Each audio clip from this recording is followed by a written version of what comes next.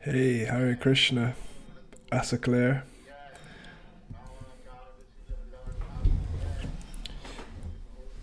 Hey everyone, welcome to another live stream. Today's a very special day. I didn't bless my wine, classic. Today's a very special day actually. Today is the birthday of Krishna. It's called Jamnastami, which means, I don't know what it actually means, but it means the day that Krishna was, he appeared on planet Earth over 5,000 years ago.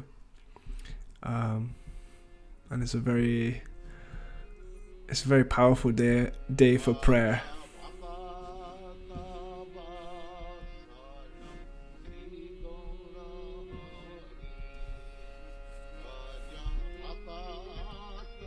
And that's why we're training prayer. How is everyone today?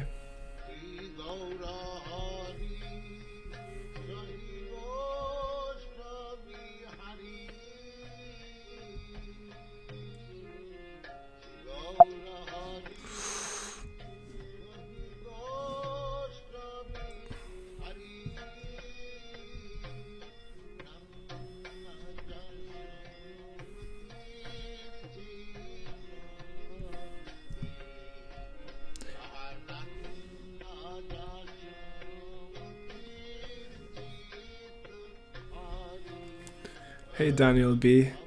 I must apologize, my chat is on a big delay, but I am keen to interact with you guys today. So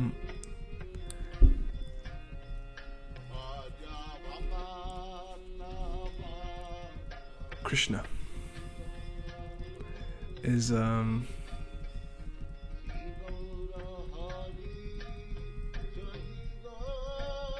Krishna is the person that speaks the Bhagavad Gita, which is arguably one of the most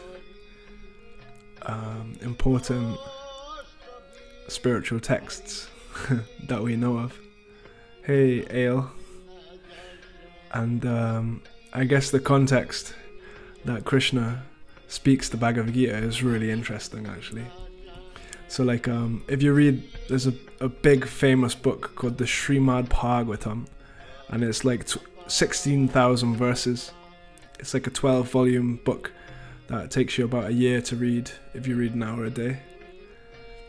And that book talks about like kind of like the history of the universe, the origins of the universe, and how the kind of universal order is maintained. And it speaks about the divine beings, like the demigods, and they call them demoniac beings, kind of like these subterranean, almost like reptilian style personalities. And it's said that thousands of years ago, in a distant part of the universe, there was a great battle between the demons and the demigods, and part of that sort of conflict was to do with an event where they churned this great ocean of milk. There was a great ocean of milk somewhere in the universe, and it was churned by the demons and the demigods. It sounds far out, but this is the story. And basically, essentially, both the demons and the demigods, or the goodies and the baddies, were both trying to attain immortality. There was this nectar which if you drank would give you immortality. And the demons and the demigods, they basically tried to get the nectar for themselves, and I guess as is usual, good always prevails over evil, and the demigods ended up getting the nectar, and the demons then began to lose the battle. So it's said that 5,000 years ago, all of these demons retreated to Earth,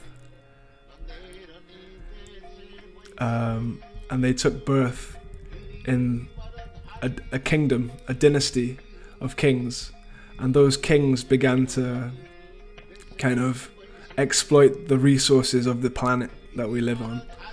Like they would take the oil for themselves, and they'd kind of take all of the gold, and they'd heavily tax the citizens.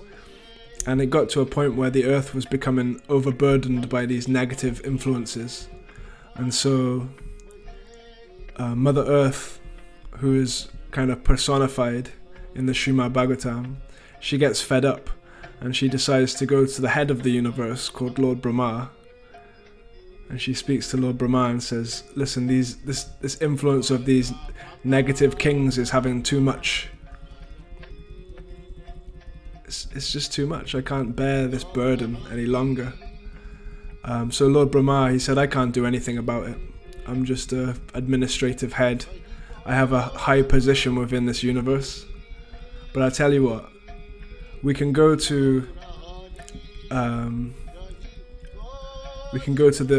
banks of the Milk Ocean and call out to Garbhodakashayi Vishnu, who lives in Shvetadvip. So there's an island called Shvetadvip, which is like an embassy for the spiritual world within this material universe. So Lord Brahma and Mother Earth, they go to the banks of the ocean and they call out to Mahavishnu, and they say, listen, the earth is burdened by these selfish, materialistic kings. We need you to send someone that can defeat these kings. And from the heavens, a voice spoke in such a way that only Lord Brahma could hear. And he said, worry not, I'll be coming soon as Krishna, and I'll be taking birth in the Yadu dynasty, and we'll put an end to this demoniac influence on earth. And then that's the context. All of the demigods then took birth within the Yadu dynasty on earth. It's like they spawned into certain bodies within the dynasty. And then Krishna came on the special day, which is today. It's Krishna's birthday. So this is the day that we remember his appearance to come and remove the demoniac, selfish, materialistic influence from our life. Because we've all got within ourselves a divine and a demoniac. We've got a good and a bad side. And the idea is if you've got Krishna, then the dark side can't prevail.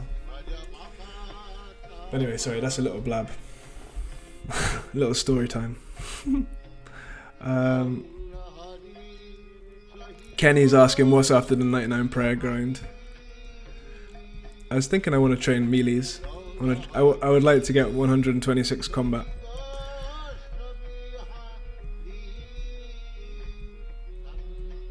It was always a skill that I enjoyed training anyway, is melees, because you can just AFK it and do other things at the same time.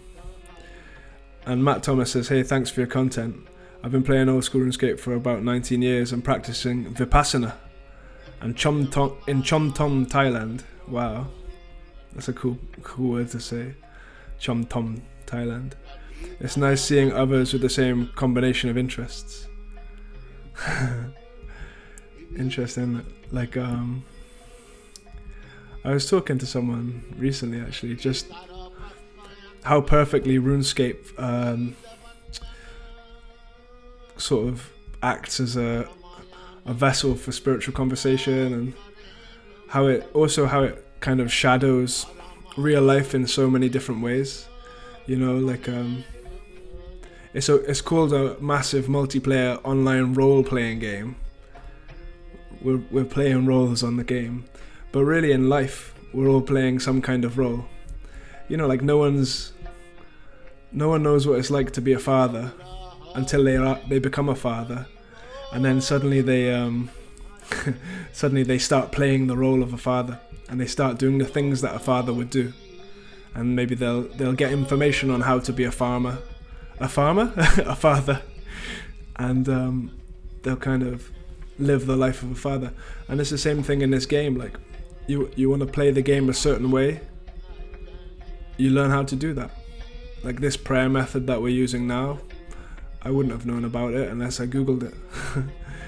You know, so we sort of start researching and playing the game according to the role that we choose to play.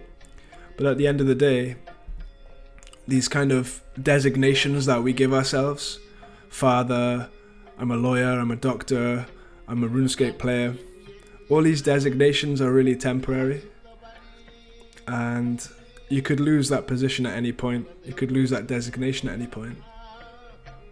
So it's not really who we are, it's just the role we're playing for now.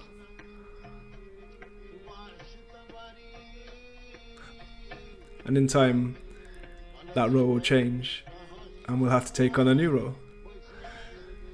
In the same way in RuneScape, no one ever really does the same thing forever on the game. At some point, they max up their skill, or they get bored of doing a certain thing and they move on and start playing a different role within the game. It's just interesting, and it begs the question: what is our real role? Where we're no longer playing. Who are we actually? I'm not a RuneScaper. I'm something more than a RuneScaper. You know what I'm saying? And if you just said that I'm a RuneScaper, it's not exactly true. There's more to me than that. There's other aspects. So.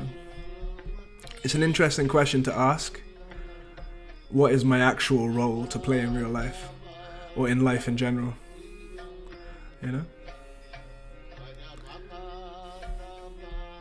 Matt's saying, amen, I felt so much a mirror between my spiritual practice and old school RuneScape. From shame about time wasting, to appreciating what is, to finding balance between addiction and enjoyment, playing as a practice. Yeah, this is true, And this balance between addiction and enjoyment takes place across the board for all of us, There's a way that you can kind of, you can enjoy, for instance, you enjoy food. I like pizza. I'll eat pizza. But at some point you keep eating pizza enough and it becomes this addiction. And you're no longer enjoying anymore. You become a slave to the pizza. I remember when I was in university, I found this booklet of vouchers where I could buy one, get one free Domino's pizza. So for about 2 or 3 months, I ate 2 large Domino's pizzas every single day. And it started off as enjoyment, and in the end it became almost like a way of escaping the sort of existential pain that I felt inside. I'm nervous about being in university, I'm scared about the future, blah blah blah.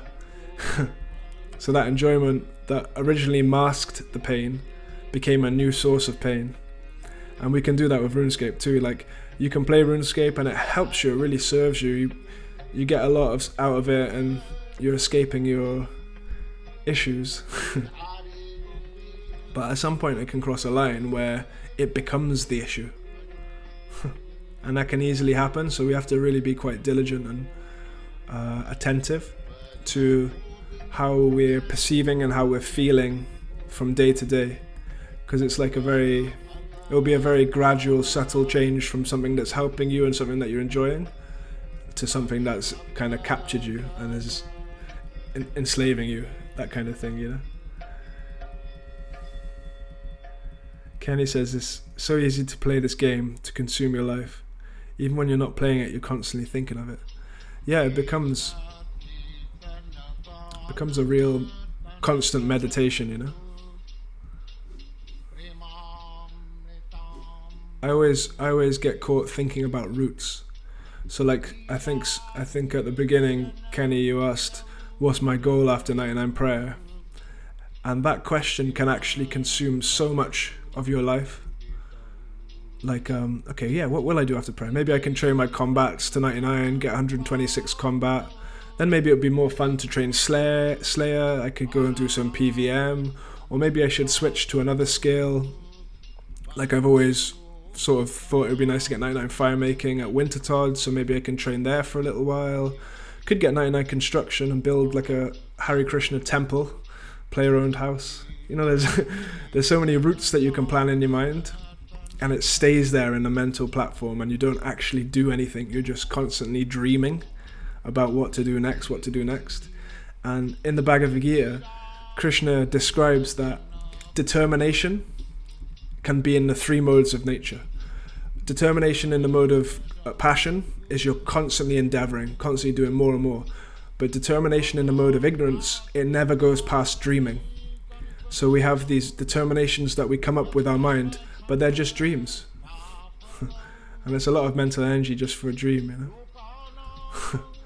So that's definitely a trap that we can recognize, especially in RuneScape, is, am I just spending all my mental energy dreaming about something?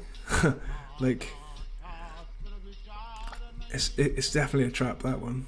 It's well kind of discovered.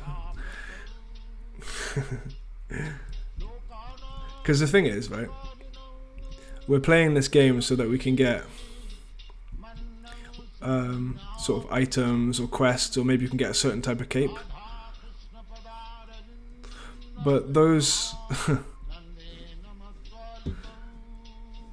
sorry, I'm just Pasanatana Ragged you go, Shri Jiva Gopala go.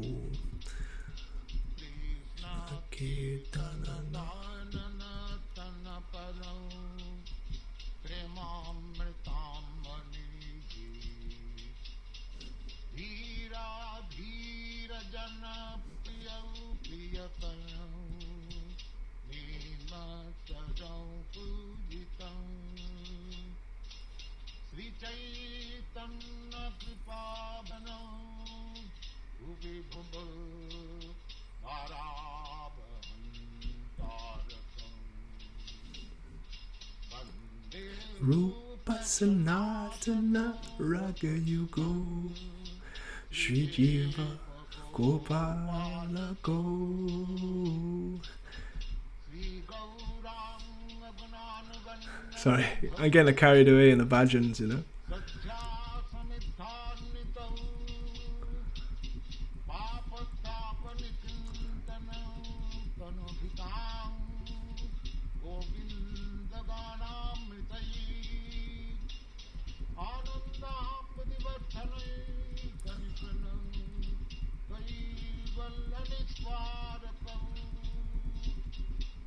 Te Rupa Sanatana Raga you go, Shri Jiva Gopala go.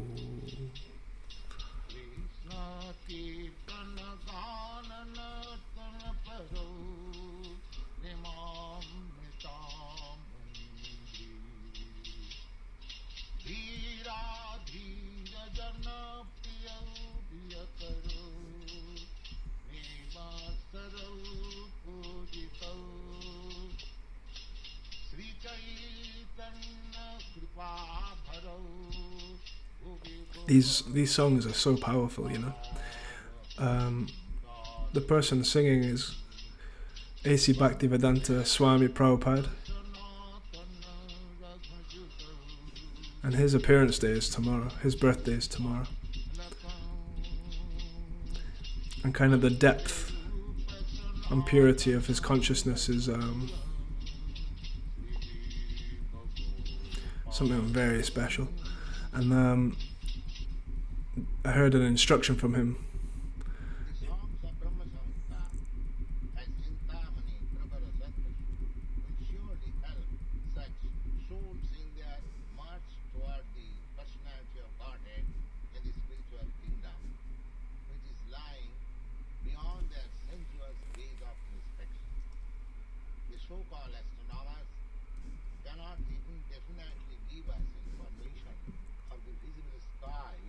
Which is overflooded with sunlight during daytime and moonlight at night.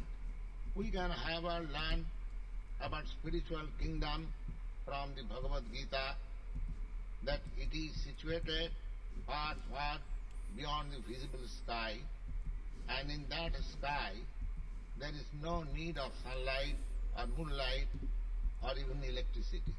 There are innumerable spiritual planets in that self-effulgent sky, and the gross estimate of that sky is given in the Bhagavad Gita, that the material world, wherein there are innumerable suns and moon, is only 1/4 of the whole kingdom of God. This material world is also part of the kingdom of God. But this kingdom of God is described as made of inferior energy on account of its temporary nature and is compared with a mass of clouds in the sky.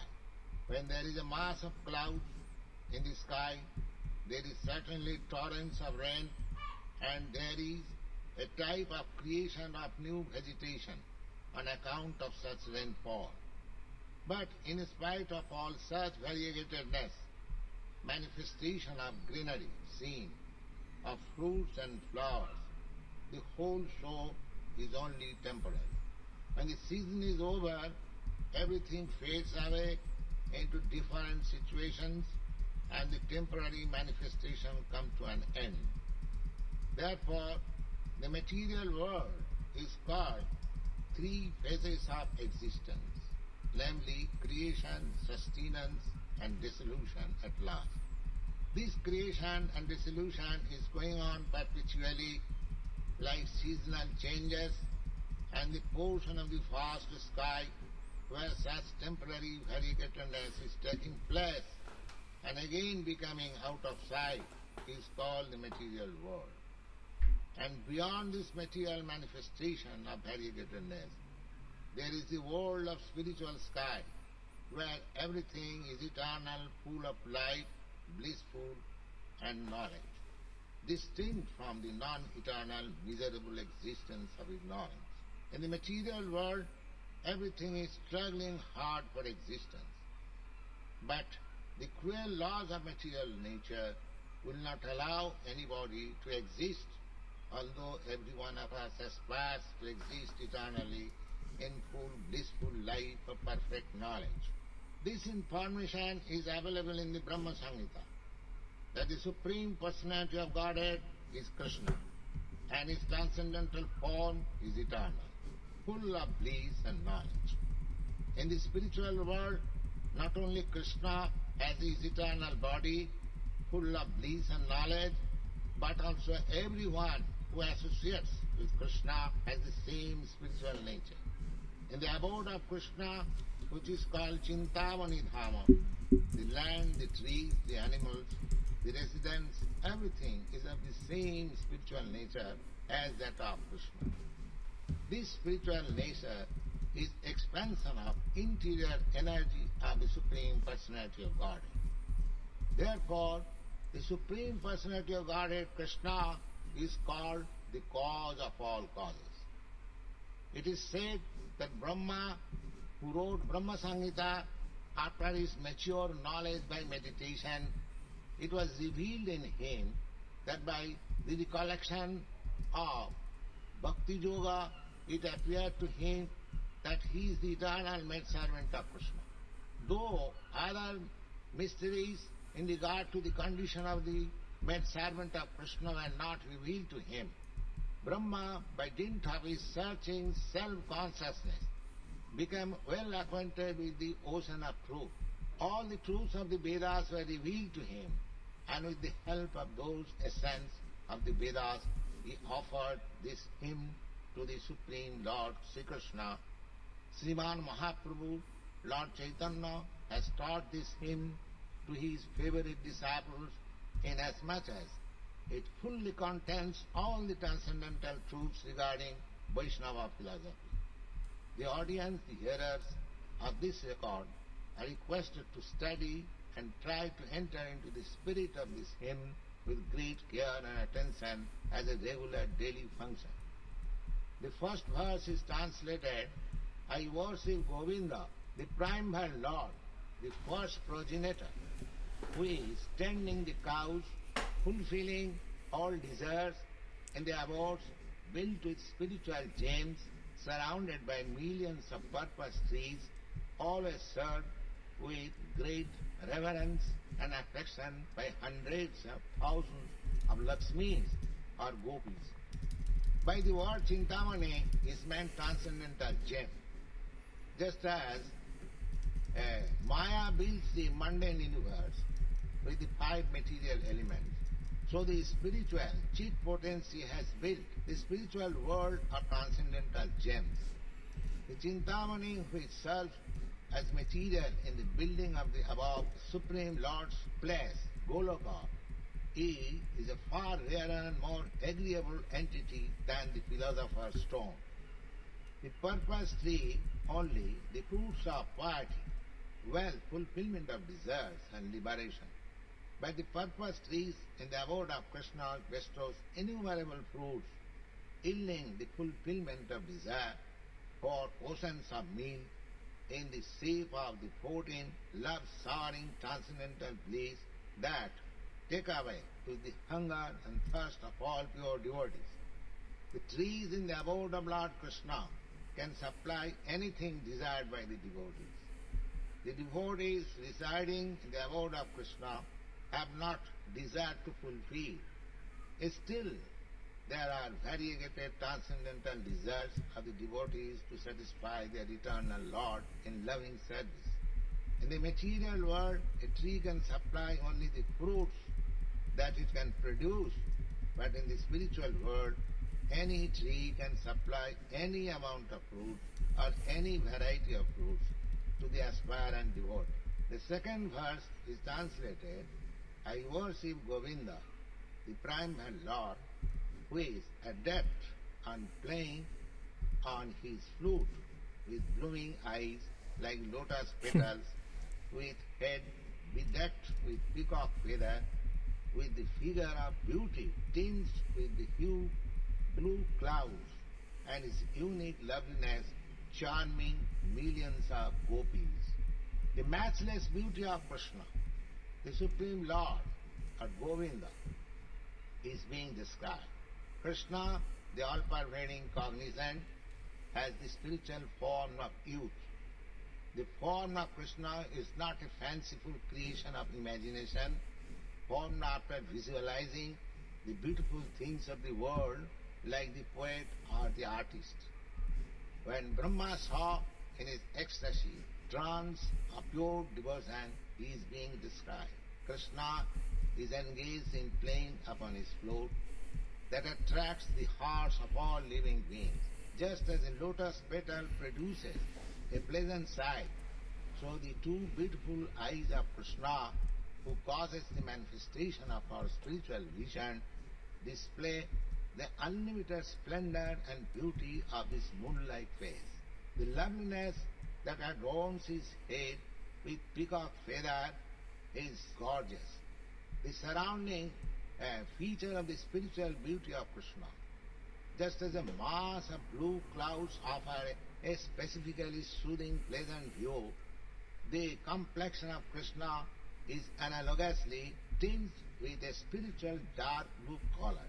The beauty and loveliness of Krishna is far more enchanting than that of Cupid multiplied a millionfold.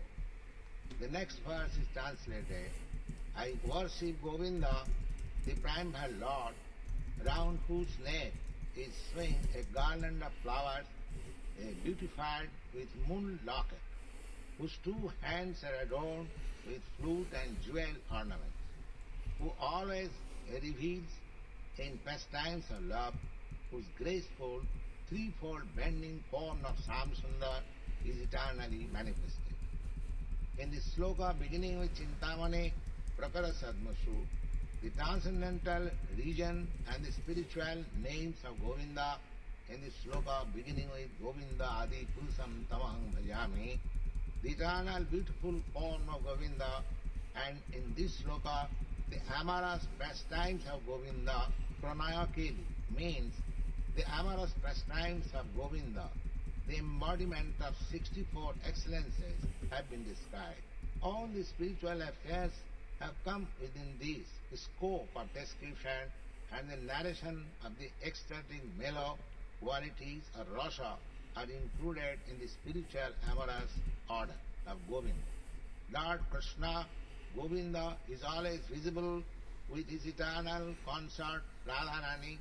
This conjugal living pair is called by Narottam Das Thakur as Jugala Piriti. Jugala Piriti means conjugal love. The conjugal love is existing originally in the Supreme Personality of God, Krishna, and that is reflected only in the material world in a perverted form. Oof. Okay. Sorry, I didn't plan on playing out a whole lecture there, but I just started talking about Prabhupada and he started randomly talking, so I thought I'd listen to what he had to say. On tours, you're asking, you said how, when you talked about how goals can be consuming, how can we get out of that mindset? I think one thing which is spoken about in the Bhagavad Gita is the idea of doing our activities but not being attached to the fruits or to the outcome of our activities.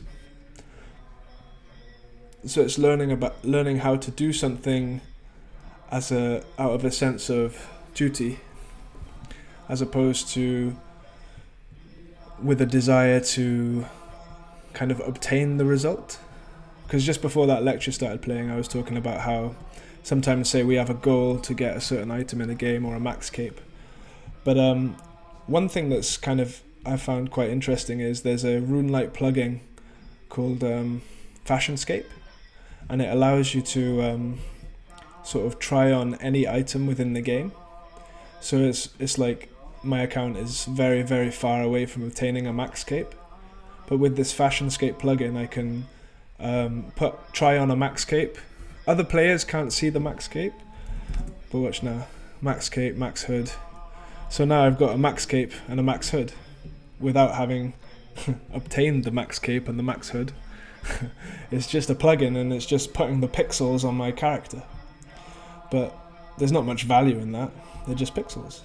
I can get the same kind of, but I'm getting the same sensory experience from my side as if I had actually achieved 99 kind of in every single skill, and now I'm walking around wearing a max cape. So I thought, okay, I can get that kind of little bit of excitement from wearing the items that I always wanted very quickly. And what you find when it happens very quickly is the novelty really wears off straight away. Like now the max cape means nothing to me. There we go, I've got a fire max cape. Sourdom, you could try any max cape on you want. And it doesn't really make my life any different. So I guess the idea is we start playing RuneScape in a completely different mindset. So we're not doing it to get the end goal pixels. We're doing it just as a kind of way to occupy some time, I guess. Interesting, right?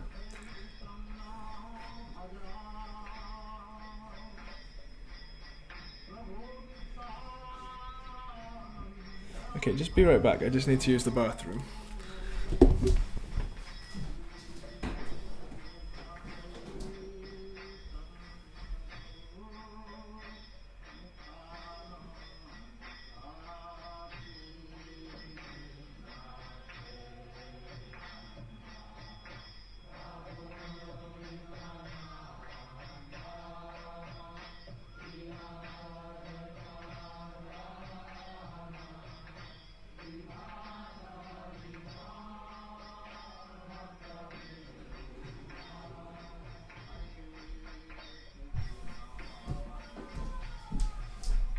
Okay, I'm back.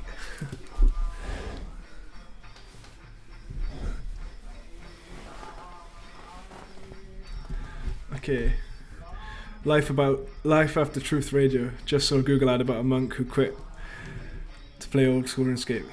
Love what you're doing. That video did quite well, you know. 34,000 views. Really, I didn't expect that. That's one thing for sure. I put the video out there as just like I don't know, I don't even know why I made that video, to be honest with you. I just made it.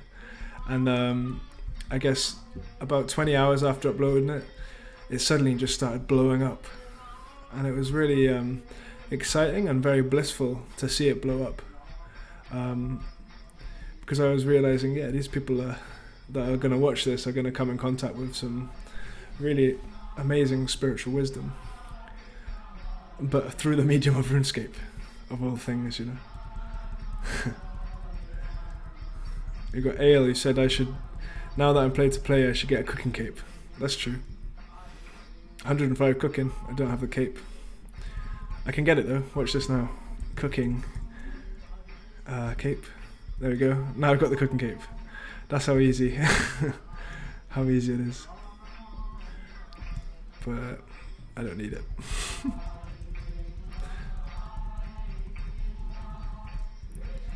Sweet Sour Brother says that rune crafting would be hard even for a monk. To be fair, on my old account I was making lava runes using a binding necklace, and I found it quite relaxing actually. Like I like activities which you can kind of just get into without having to think too much. It does something relaxing to me, and then you can use your thinking power for like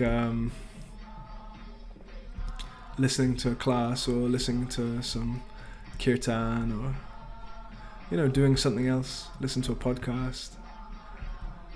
I think those kind of rhythmic muscle memory skills are quite satisfying to me, at least. But that's the thing, is when we're doing these muscle memory skills, we're trying to occupy our mind, and sometimes these more dull grinds aren't really doing much satisfying to our mind. Like even what I'm doing now, training prayer, it's quite mind-numbing as a task, you know what I mean? Although the XP rate is really good, which is probably what would make someone incentivized to be able to do it for a while, but actually like the activity is not that exciting. So if you haven't got some other way of occupying your mind, it will become difficult. And I think that's a lot of people when they're training skills, it becomes difficult because their minds aren't occupied, and a little bit like that.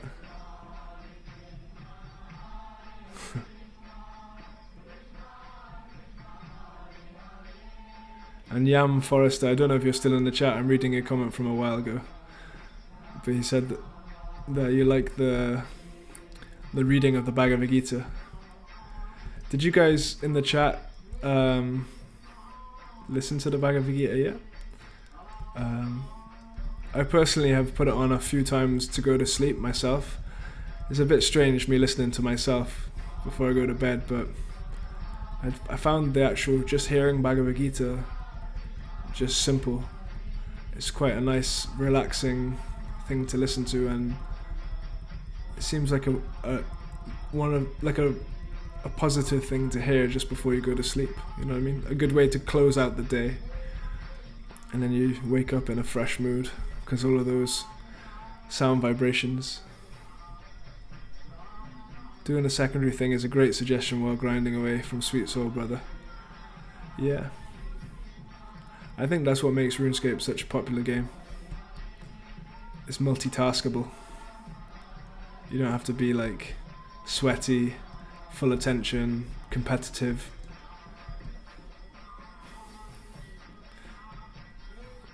It's one of those kind of, it's relaxing, you know. And it's a bit like life. We can play life in a relaxing way, we can play life in a kind of meditative way, we can play life in a super passionate, goal-orientated way. There's many ways to approach how you play life, and I think that's one thing.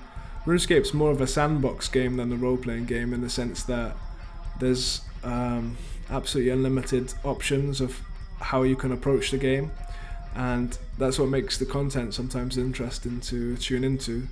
Different people have different ways of approaching the same game. Like, I don't know if there's many people kind of hardcore monk role-playing, but because I spent time as a monk, this is how I'm playing the game. So I think I made a video about that, right? How you play RuneScape is how you live your life. I think that's true too.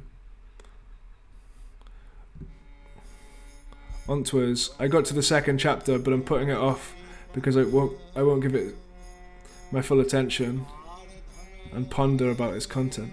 That's fair enough. Respect. You have to respect the Bhagavad Gita on some level, I think, and that sounds like a respectful approach.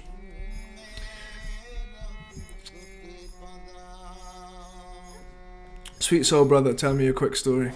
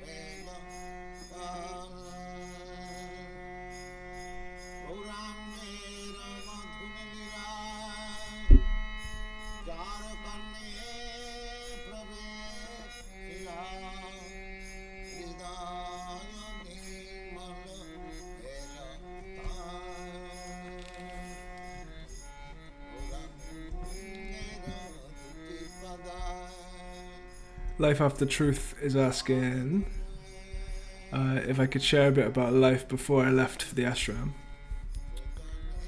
I definitely plan on making a video about kind of life before I joined the temple in the future, in terms of like how I kind of took that transition, how I made that kind of decision in life to move into the temple full time. But I was a big time kind of truth seeker, and I'd say that was like my primary occupation was seeking kind of the truth about reality, like what is the purpose of life. And I was sort of so fixed on trying to figure that out that my material life became quite, I guess, it became secondary, that's for sure. And I think from a material point of view, I must have appeared quite mad, you know. Like I was sort of experimenting with psychedelic substances to try and kind of enter into different realms of reality, but all that was achieving was kind of disconnecting me from the world in a kind of harmful way. And you know, I was getting some glimpses into the idea that reality is broader than just the kind of mundane vision, but I think that was definitely hurting me, taking psychedelic things, and in the sense of just I was becoming more and more confused, and I was kind of branding my confusion as like a type of revelation, but I was never able to actually get anything concrete from it, you know. It was just these kind of senses of revelation. So yeah, I was kind of a bit off the deep end in that world, and also I was traveling around a lot. I went to America and hitchhiked from New York to San Diego on a spiritual quest, and I ended up kind of getting lifts off different Christian people and having conversations with people from all different faiths, people that I sat next to someone who just got out of prison on a Greyhound bus and for like 12 hours, and we spoke about that. And he was saying that life's a prison whether you're in or outside of jail. It's all a little bit of a trap. So I was a bit of a seeker, a bit of a psychedelic kind of guy, and at a certain point I became so traumatized from the psychedelic experiences that I started sort of having almost like psychotic breaks or things like that, where it's like I was really disassociating with reality, and it was such a state of suffering that I decided that, well, at some point I just had to like get down and just like beg for answers from the universe, from God, from Krishna. And very soon after that I came in contact with the Bhagavad Gita and the philosophy and the monks, the Hare Krishna monks, and they really helped me to kind of put the pieces back together. There's a little glimpse into it, but it's a much broader story than that. I wasn't so wrecked as I'm making out, but it was definitely a strange time, and going into the temple really, really sorted me out. Sweet Soul Brother, your story. This is from Sweet Soul Brother. I had a subject in university that was about religion, and one project was to visit temples of a different religion. My group chose to visit a temple of Hare Krishna. I don't know what kind of Buddhism it was, if it even was. Hare Krishna is not Buddhism, but yeah. I get what you're saying. But the people there were really kind and cheerful. They also cook. They cook for people in poverty and do social stuff, which is also pretty cool. Yeah, that's a big thing about Hare Krishna is food distribution. So in Cardiff we do thousands of meals for the homeless from our cafe every month. We've done hundreds of thousands of meals over the years, and all of the food is cooked with a consciousness of basically love and gratitude. So we really meditate while we're cooking on Krishna and service, and you can taste it in the quality of the food. It's very like pure consciousness. Like the consciousness of the person cooking your meal is infused in the person eating it. So like if you have a home cooked meal with love, it'll have a different impact on your consciousness than if you just grab some sandwich from a shop or whatever. So like the consciousness that everything is done in is very important, and it will impact the person's coming in contact with it. So that's one thing as well. The consciousness even that you play RuneScape in, and the way that you interact with the players in the game will also impact those person's life. So if you've got a negative, toxic kind of consciousness, then you're going to be negative and toxic, and that will spread like a kind of disease or something, So it's important to kind of be conscious and try to cultivate a positive consciousness if you want to have a positive impact on the world.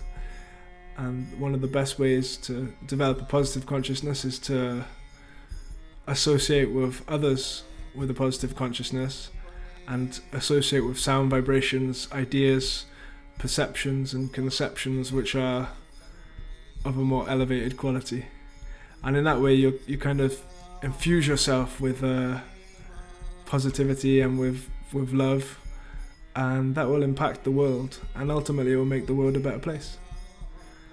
And that's what I kind of vow to do, is I try to really develop the best consciousness I can have. And obviously I'm not perfect, no one's perfect, and obviously there'll be areas of my game which are much worse than others, like we're all prone to anger, envy, lust, illusion, confusion, that we are human beings. But if we endeavor, then tesham satata yuktanam bhajatam purti purvakam tadami buddhi yogam tam jinamamu padyantite, then we get the intelligence from within to realize our vision. Tadami buddhi yogam tam, we'll be given the intelligence. Hey, my name is Jake. Your channel has been strangely very helpful. Also because you mentioned prison and Buddhism.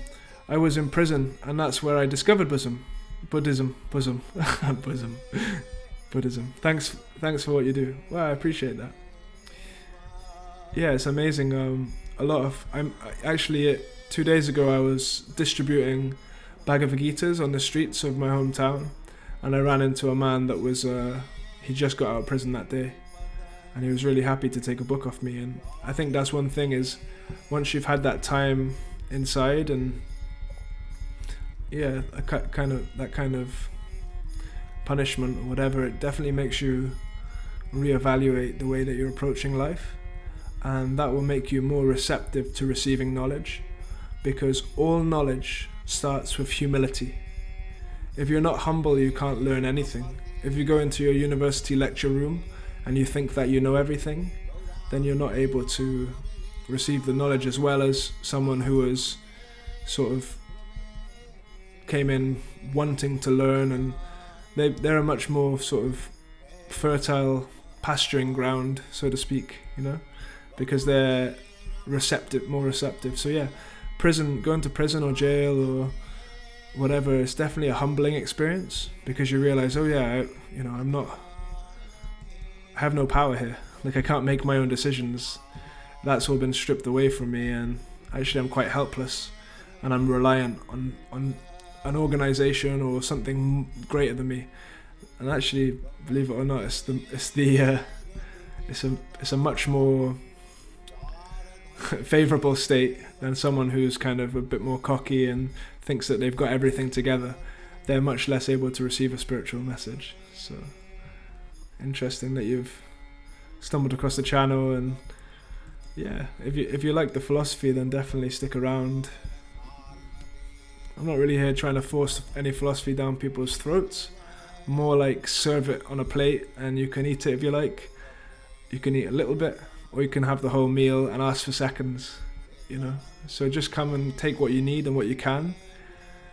And I know that from my angle, the more I lean into this philosophy, this Vaishnava philosophy, this Hare Krishna spiritual path, the more I lean into it, the more kind of fruitful and rewarding my life becomes. It's like my life is like a lotus flower that's gradually opening up. They say the lotus flower, it comes from the murky depths of the water. Like the lotus flower really comes from the mud, and it works its way through the murky water and eventually reaches the surface. And when the conditions are right, when the moonlight hits the lotus, then it gradually unfurls its petals, revealing its beautiful form. And every one of us is like that. We start off in the depths of reality, in the depths of illusion, but by the mercy of somebody further advanced in the spiritual path, then perhaps we can receive the correct conditions for our sort of petals to open, and gradually we bloom, and we sort of begin to live our full potential, which is blissful, eternal, and full of knowledge. And that state of being is much more natural, because it is our natural state. This kind of arrogance and self-centeredness isn't natural for us as a soul, but we find ourselves there, and it can be very hard to escape that trap,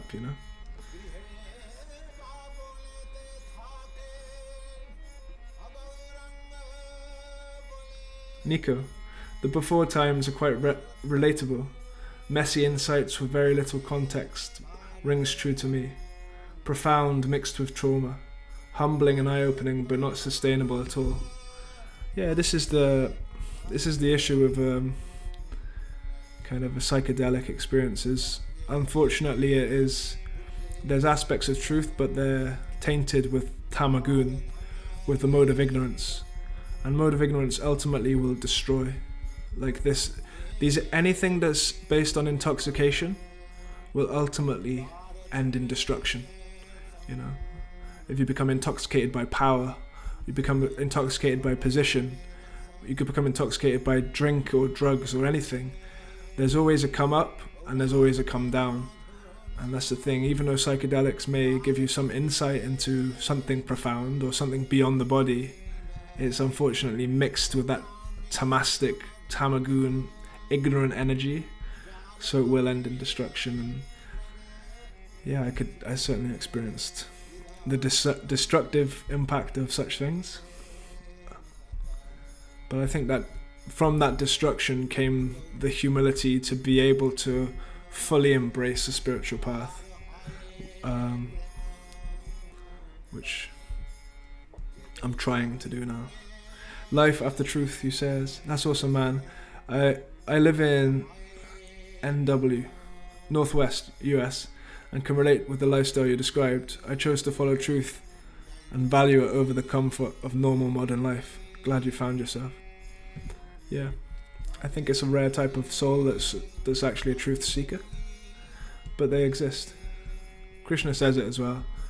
Out of thousands of men, one will endeavor for perfection, and of those who endeavor perfection, hardly one knows me in truth. So it's like very, very few people even endeavor, and out of those who endeavor, very few even realize. So it's like a very uncommon path, you know.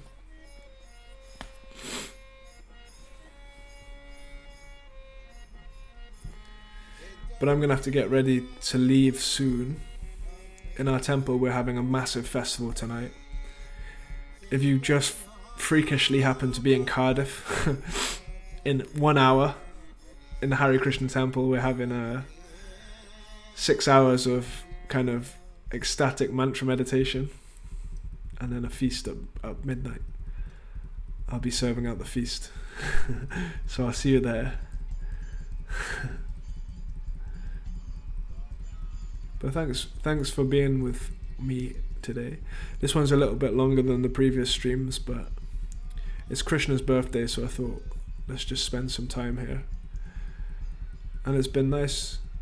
I haven't even thought about the actual training I'm doing. This tends to be the way that I scale. I don't really even think about it. Like I'm pretty sure when I get to 99 prayer, I won't even care.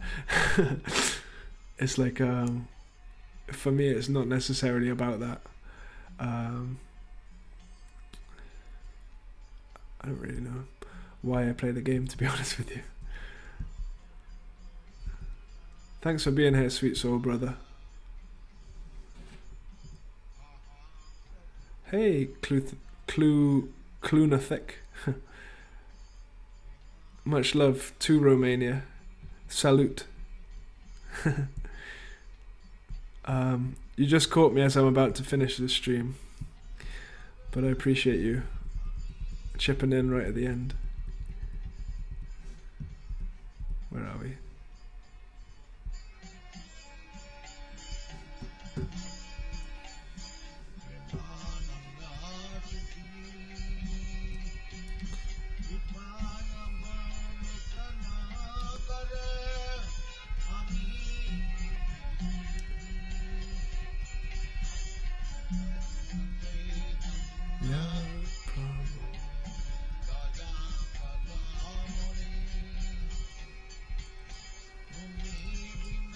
Thanks for watching, everyone.